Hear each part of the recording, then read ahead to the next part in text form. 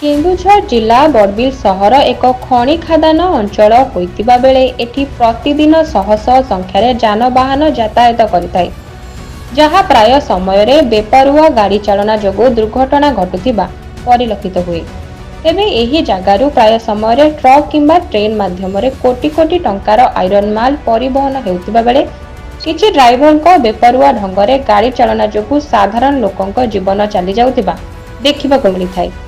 तेबे सेही भली गतकाली सकाळ सकाळु एक आयरन बोझे हाइबा बलानी थाना अंतर्गत रेलवे साइड को आयरन को खाली करने आसीथिबा बेले बालागोड़ा निकटरे भारसाम्य हराई ओलटी पड़िबारु गाड़ी रे बोझे आयरन रास्ता उपरे बिछे होई पड़ी रहितिबा देखिबाको मिलिथिला। तेबे सेही जगारे पूर्वरु एक पिकअप भ्यान गाड़ी ओलटी जनकर जीवन चली जाइथिबा बेले आज भाग्यवशत गाड़ी चालक जनक अल्पके बटी जाइछि। केन्दुझर जिल्लारू सरोज कुमार महापात्रଙ୍କ रिपोर्ट, स्वप्ना लाइव।